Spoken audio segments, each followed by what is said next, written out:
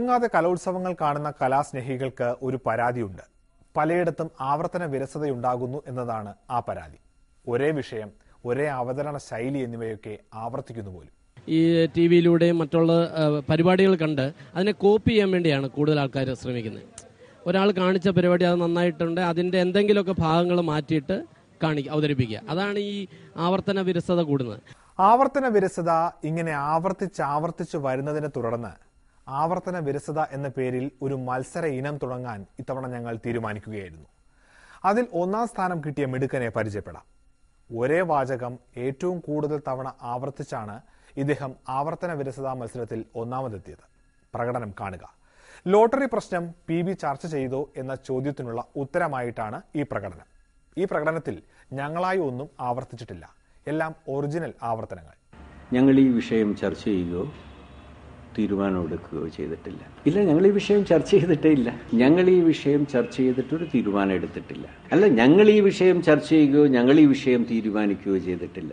ഈ വിഷയം ഞങ്ങളിപ്പോൾ ചർച്ച ചെയ്തിട്ടില്ല. അല്ല, ഇപ്പൊ ഈ വിഷയം സംബന്ധിച്ച് ഞങ്ങൾ ചർച്ച ചെയ്യുകയോ തീരുമാനിക്കുകയോ ചെയ്തിട്ടില്ല. അല്ലാതെ PB ചർച്ച ചെയ്തിട്ടില്ല. ഈ വിഷയം PB ചർച്ച ചെയ്തിട്ടില്ല. ഞങ്ങൾ ഈ വിഷയം ചർച്ച ചെയ്തിട്ടേ ഇല്ല. PB ചർച്ച ചെയ്ത വിഷയം മാത്രമല്ല എനിക്ക് പറയാനാവൂ. ഇപ്പൊ PB ചർച്ച ചെയ്തിട്ടില്ല എന്ന് മാത്രമാണ് ഞാൻ പറയുന്നത്. ഞാൻ പറഞ്ഞല്ലോ, ഇത് ചർച്ച ചെയ്ത് തീരുമാനിക്കാതെ അതിനെപ്പറ്റി എന്തെങ്കിലും ഒരു അഭിപ്രായം പറയാനാവുമോ? ഈ PB ഈ രാജ്യത്ത് നടക്കുന്ന എല്ലാ വിഷയവും ചർച്ച ചെയ്യാനാവില്ല. ഞങ്ങളിപ്പോൾ ഈ വിഷയം ചർച്ച ചെയ്തിട്ടില്ലെന്ന് മാത്രമാണ്. അല്ല, ഞങ്ങൾ ചർച്ച ചെയ്യാത്തൊരു വിഷയം സംബന്ധിച്ച് എനിക്ക് അഭിപ്രായം പറയാനാവില്ലേ? ഞങ്ങൾ അതിനെ സംബന്ധിച്ച് ചർച്ച ചെയ്തപ്പോൾ ഒരു തീരുമാനം എടുത്തിട്ടില്ലെന്നല്ലേ ഞാൻ പറഞ്ഞത്. ആ വിഷയവും ഞങ്ങൾ ചർച്ച ചെയ്തിട്ടില്ല. എന്താ PB ചർച്ച ചെയ്യുമെന്നുള്ളത് ഒറ്റയ്ക്ക് എനിക്ക് എങ്ങനെയാ പറയാനാവുക? ഞങ്ങൾ ഈ വിഷയം ചർച്ച ചെയ്തിട്ടില്ല എന്ന് യാതൊരു സംശയവുമില്ലാതെ ഞാൻ പറയുകയാണ്. ഞങ്ങൾ ചർച്ച ചെയ്തെങ്കിൽ മാത്രമല്ലേ ഇതിന് പ്രാധാന്യം ഉണ്ടോ ഇല്ലയോ എന്ന് എനിക്ക് പറയാൻ കഴിയുള്ളൂ. ഞാൻ പറഞ്ഞല്ലോ, ഞങ്ങൾ ചർച്ച ചെയ്തില്ലെന്ന് മാത്രമല്ലേ ഞാൻ പറയുന്നുള്ളൂ. ഞങ്ങൾ ചർച്ച ചെയ്തിട്ടില്ല. ഈ വിഷയം ചർച്ച ചെയ്തെങ്കിലേ പറയാനാവൂ. അല്ല, PB ചർച്ച ചെയ്യേണ്ട വിഷയമെന്ന് PB തോന്നുന്നെങ്കിൽ മാത്രമല്ലേ PB ചർച്ച ചെയ്യൂ. ഞങ്ങൾ ചർച്ച ചെയ്യാതെ പറയാനാവോ? ഇത് ഞങ്ങൾ ചർച്ച ചെയ്തില്ല എന്ന് മാത്രമാണ്. ഞങ്ങൾ ഈ വിഷയം ഇപ്പൊ ചർച്ച ചെയ്തിട്ടില്ല. ഞങ്ങളിപ്പോ ചർച്ച ചെയ്തിട്ടില്ലെന്ന് മാത്രമാണ് പറയാൻ കഴിയുക. ഞാൻ പറയുന്നത് എന്താ? ചർച്ച ചെയ്തിട്ടില്ലെന്ന്. എന്നാ നമുക്ക് പിരിയാം. പോളിറ്റ് ബ്യൂറോയിൽ പോളണ്ടിനെ പറ്റി മാത്രമല്ല ലോട്ടറിയെ പറ്റിയും ഒന്നും പറയാൻ പാടില്ല എന്നതാണ് പുതിയ നിയമം. ചിലർ പറയുന്നത് VSനെ ഇറക്കി വിട്ടതിന് ശേഷം ലോട്ടറി പോലുള്ള വിഷയങ്ങൾ PBയിൽ ചർച്ച ചെയ്യാൻ ആളില്ലാതെയായി എന്നാണ്. കോൺഗ്രസിന്റെ ദേശീയ നേതൃത്വത്തിനും കേന്ദ്രമന്ത്രിമാർക്കും ഒക്കെ എതിരെയുള്ള ആരോപണങ്ങളല്ലേ, കോടിക്കണക്കിന് രൂപയുടെ ക്രമക്കേടല്ലേ, PB ഇത് ചർച്ച ചെയ്യേണ്ടതല്ലേ എന്നൊക്കെയാണ് മറ്റു ചില വിമർശകരുടെ പരാതി. യഥാർത്ഥത്തിൽ ഇതൊന്നുമല്ല കാര്യം. വേറെ എത്രയെത്ര പ്രാധാന്യമുള്ള കാര്യങ്ങളാണ് PBക്ക് മുന്നിലുള്ളത്.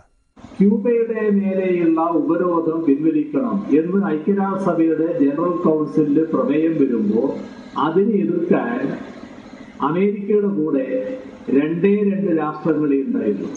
അതാണ് ലോകം. നേരത്തെ ഇറാഖിന് നേരെ യുദ്ധം നടന്നു. ഇറാഖ് യുദ്ധം കഴിഞ്ഞപ്പോൾ തന്നെ അമേരിക്ക വേറെ ചിലയിടത്ത് കണ്ണുവെച്ചു കഴിഞ്ഞു. അതിലൊന്ന് ഏറ്റവും മുന്നിൽ ഇപ്പോൾ നിൽക്കുന്നത് ഇറാനാണ്. ഇറാൻ എന്ത് തെറ്റ് ചെയ്തിട്ടാ ഈ ഇറാന്റെ നേരെയുള്ള ഉപരോധങ്ങൾ ഇങ്ങനെ ശക്തിപ്പെടുത്തിക്കൊണ്ടിരിക്കുന്നത്? ഇറാൻ പറഞ്ഞല്ലോ, ഞങ്ങളുടെ അടുത്ത് ഏതെങ്കിലും തരത്തിലുള്ള ആണവായുധങ്ങൾ ഉണ്ട് എന്ന് ആർക്കും പരിശോധിച്ച് തീർച്ചപ്പെടുത്താം. പിന്നെ എന്താണ് ഇറാൻ ചെയ്തിട്ട്? ഈ കലോത്സവത്തിലെ അവസാന ഇനം മോണോ ആക്ട് ആണ്. കഴിഞ്ഞ കുറച്ച് വർഷങ്ങളായി സ്ത്രീ പീഡന വിഷയമാണ് അഭിനയ പ്രതിഭകൾ തിരഞ്ഞെടുക്കുന്നത്. പീഡനത്തിനിരയായ സ്ത്രീകളുടെ പക്ഷം പിടിച്ചായിരിക്കും അഭിനയം. ഇവിടെ ഒരു ആൺകുട്ടിയും ഒരു പെൺകുട്ടിയും ഇതേ വിഷയത്തിൽ മത്സരിച്ച് അഭിനയിക്കുന്നു. കണ്ടു വിലയിരുത്തുക. സൂര്യനെല്ലയും വിതുരയും കിളിരൂരുമെല്ലാം പീഡന കഥകളായി അന്നും ഇന്നും വാർത്താ മാധ്യമങ്ങൾ ആഘോഷിക്കുന്നു. പക്ഷേ ഈ ആഘോഷങ്ങൾക്ക് പിന്നിലെ കണ്ണീരിനെ നാം അവഗണിക്കുകയാണോ? അതെല്ലാം നിങ്ങൾക്ക് കാണാൻ കഴിയും.